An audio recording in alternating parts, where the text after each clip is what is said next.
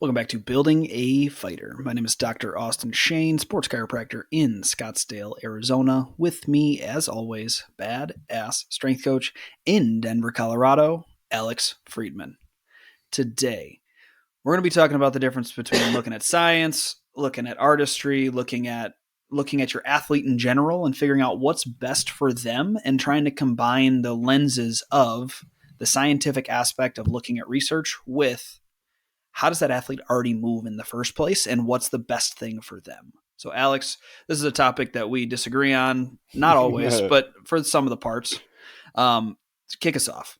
This is a topic that I was annoying Austin about right before this podcast, so now we get to debate it live. So Here we go. We'll take it to the audience. Really what started this argument is Austin claims a lot of research-based and scientific-driven evidence of biomechanically efficient movement, making an athlete better.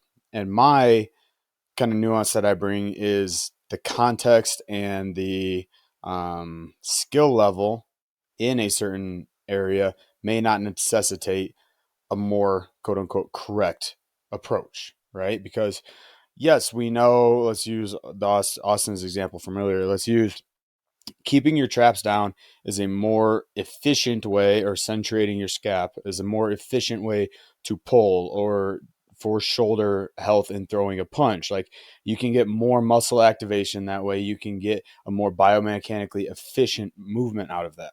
Now, let's say we have an athlete that has always had elevated traps and throws their punch in that either irregular or quote unquote inefficient manner.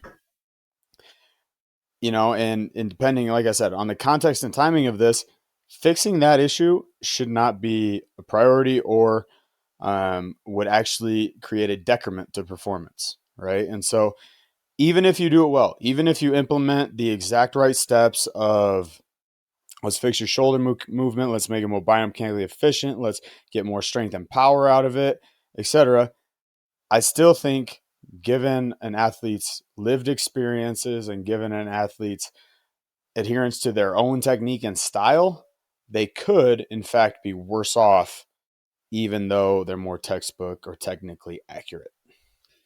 Yes. And what my preface to all of this is, I understand that side of the argument. People are born with, like we talk about it all the time with my wrestling. I'm not a textbook wrestler. I do things differently. Sure. But where I come at with this argument and where I see it fall apart a lot, like I equate this type of argument to like pain science. When I argue with pain science people about different aspects of biomechanical work. The thing is, athletes, my issue with the let the athlete be the athlete thing is when an athlete, they just keep doing the same thing. They throw an overhand right with their trap just shrugged up into their fucking ears the entire time. But they also have a history of every time they throw that punch, they have a pinch. And it's my ass that has to try to fix that. And I'm not going to be able to fix that if they just keep doing this technique wrong and wrong and wrong and wrong and wrong. And that's going to keep irritating everything. That's going to put them out for, let's say, that's going to put them out for 2 months where I'm going to have to try to fix this. And then they're just going to go back to the same technique over and over and over again and just keep picking the scab, keep picking the scab, keep picking the scab. And if you just keep picking that scab, A, that's going to decrease the amount of time that you can get paid for the job that you're doing. But also B, it's going to make you not want to do that movement over and over again because pain causes you to not want to do shit. Unless you're a masochist, pain typically puts you away from something, which means you're not going to throw that punch, which it could be your best thing. You might have a fucking killer overhand right, but if it pinches and hurts every time you throw it, you're not going to fucking throw it, which means why don't we just change that form a little bit, try to increase the biomechanical efficiency, and then try to take away the pain with which you're feeling so that we can do it right. Sure, I agree with that assessment, and that may be the right course of action, but it also may not be, because what about our argument as far as high performance is not always healthy? They're going to want to throw that overhand if it gets them a 50K bonus on repeat, right? You're going to still throw that overhand if you're knocking people out with it, if it's landing every time. Like, yeah, you might limit it in practice and this and that, but perhaps that's the price that you have to pay. So I think, again, but is 150K bonus worth not being able to throw that punch for 2 years after that? So 6 fights one potentially. 150K bonus is worse than changing your technique in a fight, never landing that punch again and getting cut. So again, For it's sure. all in the severity. Like, I think it's super contextually driven, which adds to the fuel to the fire in this argument. But what's the severity of your pain when you throw that overhand right? Like when you throw that overhand right, does it make you stop and shake out your arm and say, fuck, I can't spar anymore? Or when you throw that overhand right, there's a really subtle kind of pinch. And then as long as we do our maintenance biomechanical work, I'm not going to change how I throw that overhand right. Because again, I mean, when we set it on repeat, high performance isn't healthy. Like we know that some of the postures in MMA are going to predispose you to more injury risk, period. Right. 100%. But does that mean that we don't try to make them better? Is the But, argument that I'm getting at.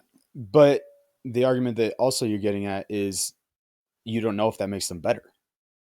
No, it makes them more efficient, makes their shoulder not hurt as much. If Sure. we keep picking a scab over and over again, it's Santino yells at me all the time when I fucking say this. The definition of insanity is not doing the same thing over and over again and getting the same result. But that's what people say. Right. If you just keep doing the same thing over and over and over again, it just keeps hurting and hurting and hurting. I'm in a unique position where I get to see the performance side. I don't disagree with you. High performance isn't fucking healthy, but it's a cop out answer in my mind to say that we're not going to make it as healthy as we possibly can. If I just hide behind the fact that high performance isn't healthy and I don't want to try to fix it, I don't want to try to make it as healthy as I can, that's a cop out to me, to you, to every single other person in this entire field. To where that's just saying, oh, we can't make it better. So why would we even try? It's not worth it. Biomechanics aren't worth it. Why would we even try? That's what I get with the pain science people when I talk to them about this.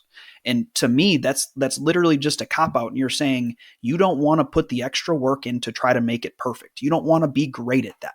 And I'm not saying you, obviously, because I'm talking to you, but I'm saying the Sure. people I talk to about this typically, that's what I think in my head when they say that type of thing, because Sure. it sounds like they're not trying to get better or fix a problem. Right, but I think that's also extrapolating my position to the end game, right? I'm not saying that we should never try and change a biomechanically inefficient movement. I'm not saying we shouldn't try and make your training phase or your exercise technique or even tactical technique more efficient. I'm not saying that's always the case. I'm saying there's room for error in both senses. There should be times where we address the biomechanically inefficient movement, change the technique, and that's genuinely going to make the athlete better, right? Mm-hmm. Like this is the art of coaching to me. This is the non-scientific part that you have to observe, analyze, and then action as a coach. Is this change worth the risk of the success we've already had? And sometimes it is, sometimes it isn't. I am firmly against the idea that it is always in the athlete's benefit. It is not always in the That's athlete's benefit. 100% true. That's correct. Yeah. Right. And so again, I'm not saying that we should always like, why does biomechanics matter? I'm not saying we should throw the baby out with the bathwater.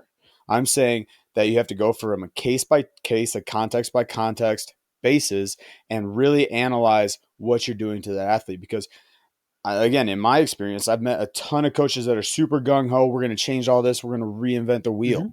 you know, And it makes them and worse. your athletes are worse off from it, you know, Yeah. and that's, I feel the benefit that I've gained from a strength and conditioning sense in being so heavily invested in the technical and tactical game of my fighters.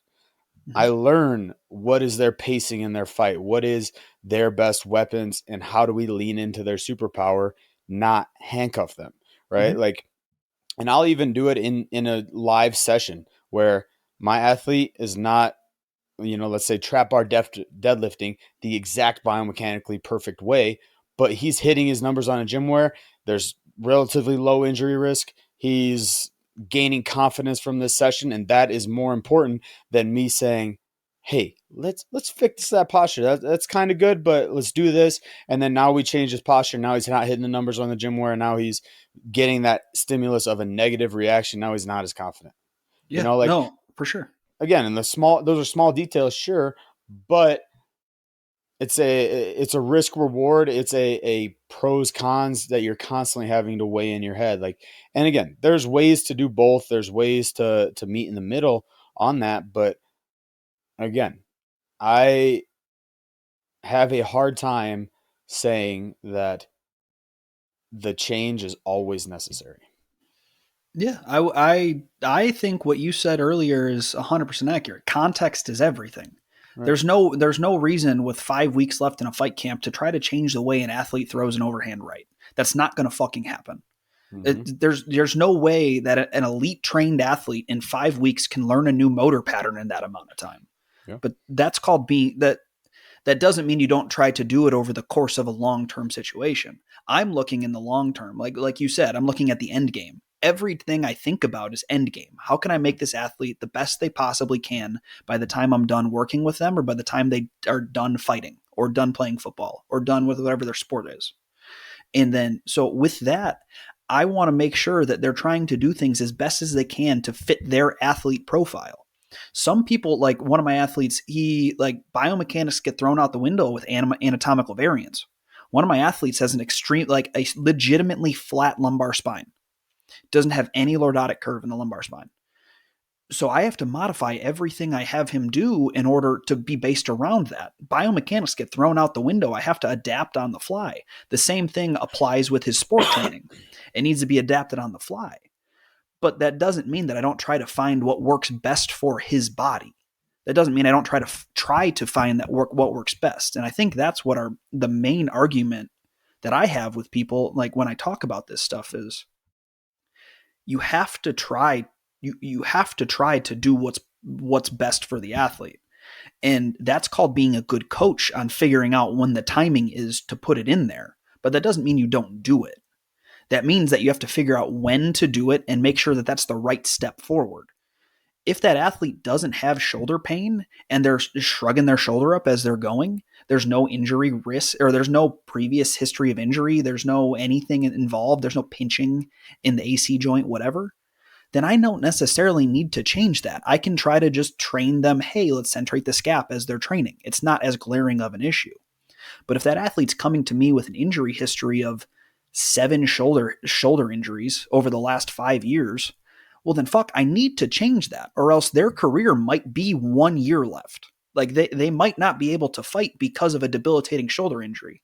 Or maybe it gets so bad to the point that maybe the labrum just decides to finally that's the last straw, the labrum tears or something like that. And that's a 9 months that you're out for minimum of 6 months with that.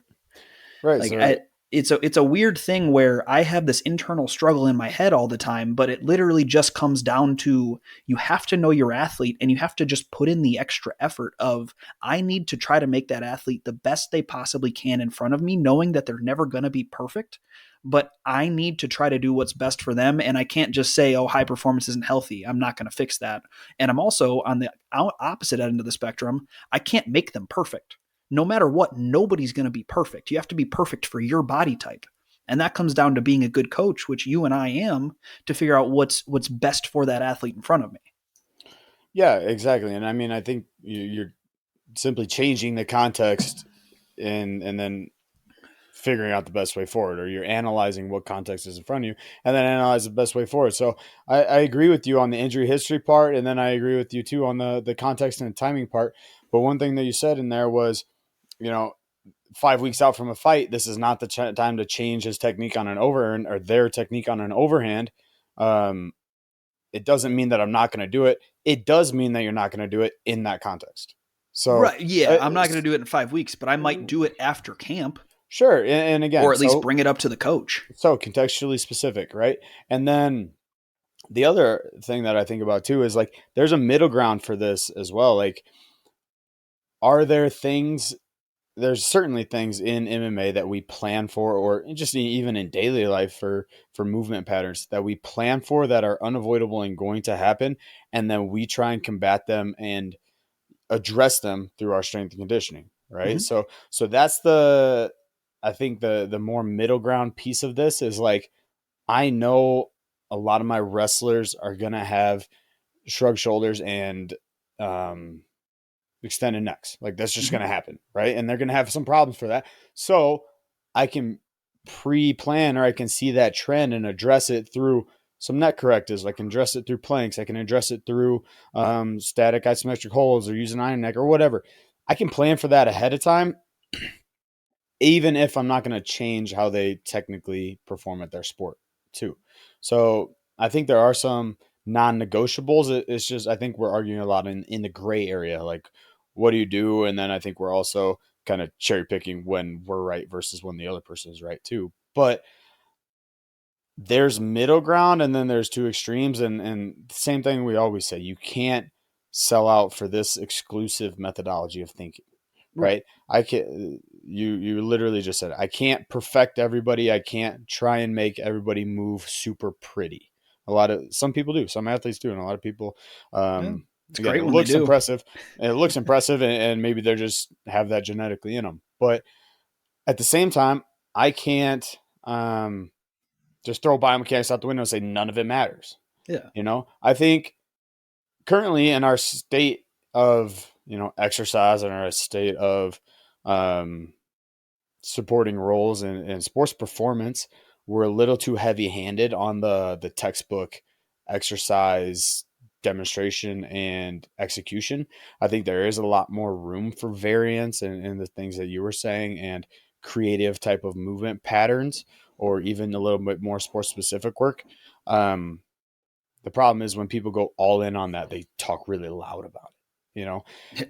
We have to offer some variability, and I think there is a lot of value in variability. I think there's a lot of value in sport specific movement. I think there's a lot of value in general movement. I think there's a lot of value in anatomically correct or textbook quote unquote biomechanics.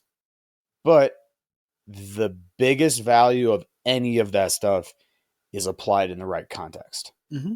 Right. Well, And that go ahead. I was about to say, I think what you were talking about and thinking on the extremes, a lot of the times when we approach this topic, we think in absolutes. Right. When in reality, it can't be an absolute thought. It needs to be a range. When I think of neutral, or when I think of good biomechanics, or when I think of all of these different topics, it's not one perfect position. It is a range of acceptable positions. Yeah. And I'm trying to filter them into that range of acceptable positions. Nobody can tell me, come on here and try to argue with me. I will shit on you. That if you have an extremely like your trap is literally in your fucking ear, that you can develop more force in a punch than if it was centrated through. We saw Connor, we see Sean, we see these guys that they don't have muscle, they don't have strength behind it, and they're knocking people the fuck out because of good biomechanics. You watch Sean O'Malley, you watch Conor McGregor, as they strike, their shoulders are extremely stable, which can increase rigidity as they go through and can transmit the force ahead of time. That's just literally just good biomechanics. And it's not the exact same position every time, but it's an acceptable range of positions, right? It's one of my favorite things that I think I've ever done in my entire career so far was our boxing coach, Alan Veers. He's one of the best boxing coaches, I think, in the country.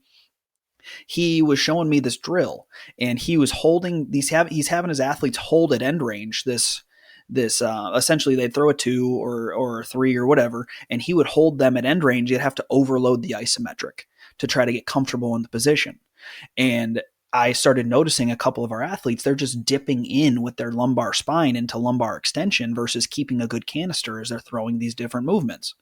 So that's a position where I immediately looked at Alan. I'm like, do you care if I fix a couple things?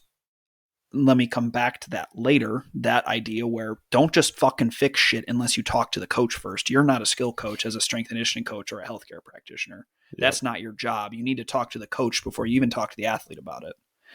Back to what we're doing. So I asked Alan, I'm like, hey, dude, do you care if I fix some stuff? I fixed their excessive lumbar lordosis that they were doing into dipping into excessive extension. And he immediately felt a difference in their pop, which way they were doing. And I'm like, that's an immediate buy-in from a skill coach of, hey, these proper biomechanics work. If they can stabilize their trunk, they can transmit more force. That's just textbook. Stable core, everything else pulls off of it. You can develop more force. Yeah, and as much as that context is immediately appropriate, and I don't dispute your logic as far as a stable. What's the common? It's Can't shoot a stable. cannon out of a canoe is an easy No, one. there's stable. Proximal stability equals that's the distal one. mobility. Yep, proximal stability equals distal mobility. So I don't refute that, and I agree with that, but there's also an instance that happens, and it's happened on repeat, and you probably see it every day in the weight room. you change somebody's technique on something and they immediately get worse on it, right? Mm-hmm. So let's take your example and let's say, for instance, you cue these people up and then they perform your more biomechanically efficient way, but they're not as good at it, right? And so that's also a skill as a coach to observe and see, are they not as good at it because it doesn't lean into their own individual strength and superpowers, or are they not as good at it because it is new and they're worse at a new Mm-hmm. skill, but it has a way higher ceiling, right? Mm-hmm. I encounter this, and the number one example I give is bench press, right? Yeah. Yes. Any high school athlete, any college guy that or guy that thinks he's macho and loves to bench press, right? Sure, like, oh, I put up 250 before and blah blah blah, and then I was like, okay, well let's look at this. I see him bench and the shoulders are super anteriorly rotated. He's shrugging out everything, etc. And then I was like, all right, we got to change a couple of these things. Like, let's change your grip width. Let's pack your lats. Let's create total body tension. He's like, oh, I could barely get 225 like that, you know. And it's like, for sure, and performance was negatively impacted, but let's practice this way for 6 months and see your max go to 275, right? Mm-hmm. So that's the kind of nuance that I think was almost the original discussion that we were talking about, is like knowing when and where to apply that context. Like, some shit that you suggest is simply not going to work for the athlete in front of you, right? It's just not appropriate, and it takes a lot of experience. It takes a lot of critical thought to know when or where to apply that. But some of it is going to work. It's just going to work 6 months down the line Mm-hmm. versus in this 5 weeks we have before a fight.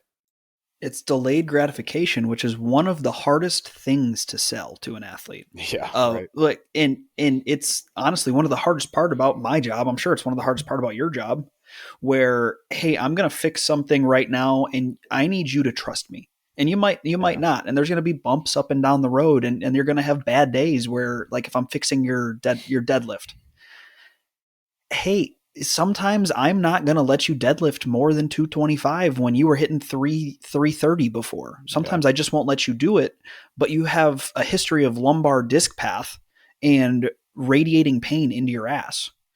I'm sorry, but I'm not going to let you lift on dysfunction when it's causing actual symptoms right now. Well, that's just going back to simply our absolute capacity versus functional capacity argument. Like, Right. Which is this entire argument. That's why, like, I equate the argument we're having to functional capacity just versus absolute capacity. Absolute capacity in a movement skill or a movement learning standpoint is just let the athlete's the athlete. They're just going to do things. Why are we even coaching them if that's what we believe? yep, Honestly, that's what I think. With the people that say that, I'm like, then why do we have coaches in the first place? Why do coaches exist? Like, it's very meta to think about, but if the sure. athletes, if they're fine no matter what, then aren't we just wasted money? Yeah. Or we can think about the functional capacity of, there are things that we know for the vast majority of people are going to be better than other things. I'm a statistics guy. I'm going to play the numbers. If we keep the same exact example, if I have a centrated shoulder blade versus a upwardly translated or a decentrated shoulder blade, I know one for the vast majority of people is going to lead to better outcomes than others. It's on me to figure out, is this person the vast majority of people, or is this one an outlier that I need to let them do you? I need to let them be a show pony and do their thing. Which that's just called being a good coach. Right. And say, and then let's isolate that point even more. Like, that's the skill of being a great coach, right? Like, you're not a great coach because you know the technique. You're not a great coach No, because that's the you have bare all the minimum. certifications. You're not all the yeah, exactly. You're not a great coach because you work hard. Like, I see that one in strength and conditioning all the fucking time. You're not a great coach because you open the facility at 5 and close it at 9. Yeah. That doesn't make you a great coach, and it probably doesn't make you a good person. But besides the fact, But I digress. right? The great part comes in how and when do you apply it. Like, we've talked about this with continuing education. We've talked about this with tools in your tool belt. We've talked about this. And I think now we're finally having a skill and technical, tactical oriented discussion about this, right? And as much as in strength and conditioning or healthcare, we live in the biomechanically efficient, the statistics, the research driven realm. I think the special thing about skill coaches is they live in that other realm. They live in the performance realm of when do I apply what technique? How do I change this movement? And in this context, is this going to help or hurt this athlete? Like that is the mastery part in that section. So it's an interesting parallel to think like in both scenarios, the contextual analysis and action is what separates you, but it's a contextual analysis and action based off different inputs. Mm-hmm. Yeah, it's weird to think about in a skill coach though, because you're right, that's what they live in, and they are so much better than everybody else in the performance pentagon at that one thing of knowing when to use what modality. Because that's the only way you can make a name as a skill coach is knowing how to best, either you have a fucking amazing system, you have like a I think not John Wooden. Anyways, you have a really good system that people like Nick Saban that people filter into, and if you go to Alabama, you're going to be fucking tough. You're going to do this, and you got to fit the mold. Yeah. Or you have the other coaches like I like to talk about like Santino, where he knows how to coach each athlete individually to their strengths. Yeah. Those are the only two ways to make a name for yourself as a skill coach. You can't be great and not do one of those two things. Yeah, and I mean, I think there's a gray area there too, where skill coaches make their name off of athletes, which is an interesting. That's a fucked up dynamic. Yeah, it's a very interesting dynamic in the sense of there's no isolating, and we've talked about this before. There's no isolating and quote unquote proving because of or in spite of. Right? There's just simply no way to do that, because how do coaches get their credibility? Yeah. How their athletes perform. Mm-hmm. Why do their athletes perform the way they do is so multifactorial, and there can be a lot of common threads, right? Like Trevor Whitman, 3 UFC championships, a continued legacy of exclusive success. I can't say that's because Trevor Whitman is a wizard exclusively. I think he is. I happen to be of the opinion that think he's really fucking good at MMA coaching and technical tactical analysis. Right. But it's also because he works with fucking special people. Mm-hmm. Like it's not exclusively due to his coaching, and a lot of times it's not exclusively due to his athletes' actions. It's a mixture of both, but you follow the common thread of, all right, this coach has continually proved himself through experience and through adherence to their system, which I think is another real nuance to analyze skill. And maybe that's really my filter is like, does this coach regurgitate or does this coach genuinely innovate? Right. Well, and an even crazier thing to think about is people think that is Trevor a worse coach because all three of those guys are on two guys and one girl are on losing streaks. All of them are on a losing streak right now. Yeah. All of his three main people. Does that make Trevor? That Kamaru Usman's on a losing streak. I know, that's obscene to think. That's obscene to think about. But is he a worse coach? Because it's so fucked up that we judge coaches based off of that, but there's really no other metric to really judge it off of. Yeah. Is your athlete's success. But it's such a multifactorial approach. Just because Kamaru Usman got literally, it was the perfect high kick. It was the perfect high kick. Just because that happened, is Trevor a worse coach because his athlete lost? Fuck no. Yeah. Trevor Whitman's one of the top 3 coaches in probably in MMA history. But is that the perception though? Which it is. But that's fucked. That's what I'm trying to get across is that that's such a fucking crazy idea that people can think that, oh, he's lost a step. Oh, he's not as good of a coach. When his athlete just dominated for 19 fucking straight minutes. He made one mistake. Trevor's not even the one in the cage, but you think he's a worse coach because a perfect thing happened. Yeah, it's wild. And like I make the analogy to quarterbacks in the NFL all the time. Mm-hmm. A lot of times fucking quarterback specific stats don't matter. The question that you ask is, do they win games? Win games? It's the Peyton Manning versus Tom Brady argument that I've had my entire life as a Colts fan. Sure, yeah. I will say to this day, Peyton Manning is the better quarterback. Tom Brady is the best winner Yeah. In potential, him and Michael Jordan are the two Yeah. best winners in all of sports ever. They Yeah. might not be the best player. That's the same with the LeBron and the Michael Jordan argument. Yeah. LeBron might have all the stats. That's cool, whatever. Michael Jordan's the best winner to ever play the game of fucking basketball. Tom Yeah. Brady is the best winner to ever play the game of football. And guess what? If I'm going into battle in a Super Bowl, it pains me to say this. I'm literally getting chills. I have goosebumps about to say this. I'd rather have Tom Brady than Peyton Manning because Tom Brady's going to win that game. Yeah. It's a hard decision to make, and a little sidebar, one of the more Bro, badass. we are on a massive sidebar right now. Sure, but one of the more savage quotes I've heard in a long time in the UFC was from one of my athletes, Cody Brundage. After he had his most recent knockout, he got on the mic and he's like, "Man, there was all this smack talk about he's just a wrestler, he's just that." He's like, "No, motherfucker, I'm just a winner." And I was like, Yeah, "Yeah, that's dope. that's That's fucking dope." sick. Right? So it's like the and that's kind of where we get into the Tim Grover type of isolated book and things. It's like, what does it take to find that mentality, to get that winner attitude, and then how uniquely important is that? Like, Peyton Manning doesn't have 0% of that by any means. You know, he has a significant amount of, dominating, winning, Right. cleaner, quote unquote, type of behavior, just not as much as Tom Brady. Right. He's got 98%, but 98% isn't 100. Right. So where's the line? And that's a good like segue into skill coaching, and we can kind of get back on topic. Maybe we'll climb our way back there. But that's been the most impressive thing to me watching Mark Montoya at Factory X. He's such an emotionally intelligent coach.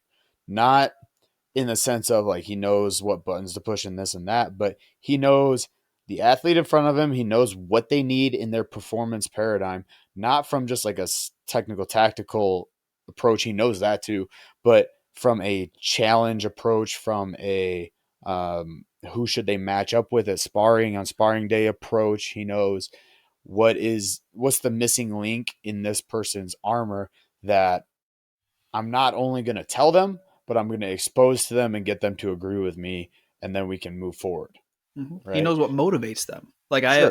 a cool story I have. I feel like I have it sounds like I have a man crush on this guy. Santino's just a good dude, Mm-mm. but he referred me over an athlete. This was I think my first year in what I was doing in Warrior Sports Wellness, referred me over an athlete, and he point blank said, he sat me down, he's like, you can't coach this athlete like you coach other athletes. Like, they need positive reinforcement. You can't be negative. I've done that multiple times. I've found out through the ringer the only way to motivate them is to be positive. You Yeah. can't you can pick out the different small points and nitpick them a little bit. But if you're just yelling at them and shouting at them or telling them they're wrong, they're going to turn off. And if you want them to turn off and not want to train with you, then do that. But if you want them to succeed, if you want them to get better, if you want to build a good relationship, you have to be positive with this athlete. And he's never said that to me before, but Yeah. for him to know that and to understand that concept, it was like a light bulb in my head. I'm like, oh, I'm not the only one that thinks about this shit. This is what good people should think about. This is Yeah. what you need to do to be successful, is to understand what motivates your athletes, understand what gets them going, understand how they learn too, which is another thing we could talk about. Is we're talking about biomechanical efficiency and motor learning. How does your athlete learn? Like, are they going to listen to you? Are they a visual learner? Do you need to be kinesthetic with them? There's so many different ways, and it doesn't just come down to taking a test and figuring it out right there. It comes from making a relationship and really trusting that athlete and having a relationship back and forth of, this is what I know is best for this athlete, because my only goal right now is to make that person as best as they possibly can, which it sounds like Mark fucking crushes. No, he does a really good job of that. But then, like, we can go back to a couple podcasts ago. We ranked our most important training paradigm factors, right? And both of us was confidence, number one, right? So not only do I need to know what they need physically and how to supply that or address that, but like, how can I do that in a way that instills confidence confidence in their own preparation, confidence in my ability to get them where they need to go, confidence in their ability to adhere and trust the training process. Like, there's so many different avenues to that. And I mean, one of the smallest and probably most insignificant things we can do for an athlete as far as confidence or as far as trusting training process is change our exercise selection, right? Like, that's why I'm a really big fan of some of the things we do. Like, if we have a group of MMA athletes in front of us, we give them squat choice, right? Mm-hmm. You can front squat, you can back squat, you can goblet squat, you can trap bar squat, you can choose any modality, the one that makes you feel fucking good, Mm-hmm. right? And like, obviously within parameters of don't fucking hurt yourself or whatever. But we had an athlete a while back that, like, again, as much as I won't say a bore because I like performing them and I think they can be done well, but back squats, as long as I don't think back squats are super appropriate for the MMA athlete, we had somebody that literally fed off how well he did in his back squats. That Mm-hmm. was going to determine the rest of his training week, right? So I'm going to add fuel to that fire. I'm going to give him that leeway, and we're going to nail that movement so that he can trust the training process. He can build more confidence in his own abilities. He can build more confidence in our training approach, right? So that's an interesting point as far as, I guess, modeling your training Mm-hmm. approach towards the athlete. Yeah, no, I just had an athlete recently. That's how, what you talk about back squats, that's how I feel about cleans. You know Yeah. that. Yep. I just had an athlete come up to me. He was an ex-college football player, big dude. He's like, I feel like I can finally, his words were, I feel like I can finally do it. I've never felt like I could do it right. I've never felt stronger than when I was cleaning that weight. I just knew I was doing it wrong. Can we focus on cleans? I've Yeah. never had anybody ever ask me that outside of my football players. I'm like, oh, you just said the magic words. Now I get to actually teach the thing that I always get, like, people tell me, oh, you need to do cleans. You need to do cleans. Now I actually have a reason to fucking do it because it makes sense. That athlete wants to do it and they just identified it as their superpower. Right. Let's fucking lock that shit down and make them feel like Superman. The costs, the potential costs outweigh almost everything outside of them potentially hurting themselves, like doing right form, if that's going to make them feel the best they possibly can, because they're going to walk into the ring or the cage like their shit don't stink and they're going to go out there looking for blood. For sure, but what eliminates a lot of that potential injury risk or the technical downside of that is the humility of which they came to you with it, right? Yeah, Like, 100%. right, like, hey, I've never felt better than when I'm cleaning really heavy or when I've done it well. Can you help me lock this shit down, right? It's like, that's again a mature approach. I'm not saying like I can clean a fucking lot. I feel best when I clean. Let me clean. Right. That's a different approach, right? That's a conversation that needs to be had versus an athlete coming to you saying, hey, can we work on this? Because I know that you know, and you can get me better at this, but I also know that I'm not where I need to be with it. Right. So I think that that's the nuance, or that's the point that really makes it accessible for that athlete, the person. There's an interesting other side of that story too, where it's like, you can't just give in to your athletes' every whims and wish, That's right? true. Yeah, that Like, happens too much. right. I can't tell you how many MMA athletes I that just want to come and bodybuild. They want to Yeah. look good. They Or they see, want to only use the Proteus, or not the Proteus, I actually like, I don't dislike the Proteus, but the Fit Lights. All they right, want to do is touch the Fit Lights, and that's what's going to make them win their fight. right, right. Like there's a fine line there of like, all right, we're not just trying to look like Gordon Ryan. That's not our training plan. You Yeah, know, like, right, and you're not going to look like him without some sauce anyway. But that's true. yeah, so No other thought on that? dude, that You're just thrown off, thought about Gordon Ryan. Like, oh, that's a big dude, dude. I do have to admit that I've looked at more pictures of Gordon Ryan than are necessary. But Yeah, he's a big old fucking dude. He's the best grappler to have ever walked this planet. yeah, But hey, if you want to learn how to actually like train outside of bodybuilding, hit up Building a Fighter. yeah, we got you. We got the high performance shtick. Let's go. Yeah, because talk about like working until the point of breaking down, which I feel like was in my head was the beginning of this entire discussion, this entire argument is, bro, how much time has he got left if he only keeps training like a bodybuilder and having the workload he's got? I don't know. I don't, unless he just keeps taking all of the different Mexican supplements. Like, how can your tendon health like withstand that? How can your ligaments withstand that? How can your joints withstand that from the Well, stress that he puts on top of it? yeah, and that's the Tiger Woods scenario, right? Like Tiger Woods was the fucking GOAT until he Yeah. wasn't. Until Well, he hey, wasn't. he's still the fucking GOAT. He's just not on top of the world right now. He's the greatest golfer to ever play the game. Sure. People, I will say, in a non-contact sport, name somebody else that was more feared than Tiger Woods. Sure, that gets into a different argument like that. Does that make you a GOAT? But he's not at the top anymore, right? Where most golf athletes at his age are in their prime. Mm-hmm. You know, so it's like, yes, he accomplished a lot while he was young, and I think he accomplished a lot because he was young. And he had crazy training regimens and this and that, and he attacked golf like a lot of other professional athletes attack their contact sport. But what is the, physical, emotional cost to all of that? And like he's the Pretty fucked shining up personal life. the shining example of self implosion, right? Yeah. So we'll see. We'll see. I'm Hey. curious to see where the training 7 days a week, no fucking days off, Gordon Ryan experience leads us. Which I agree with the little self regulation that he does, and sure, I think this could be our final point because we're branching. But the other thing that I fucking have is watching Instagram and how much he's traveling. I was like, are you rolling every fucking day doing all of that shit too? Like, No, I think he stopped rolling 7 days a week since ADCC. Because I saw a post he went on his first vacation in like 6 years or some shit like that. No, well, whatever.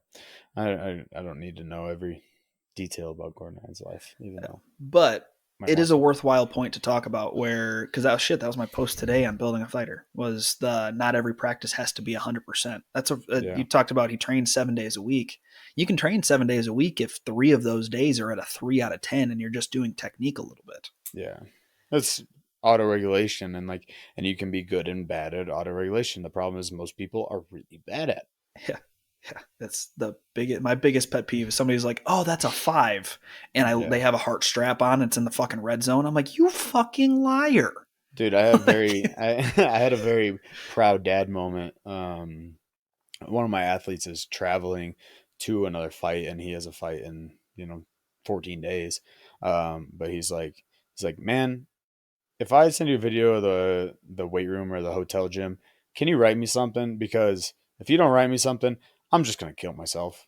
And I was like, thank you, man. Thank you. That is fucking a proud dad moment right there. Self-awareness on point.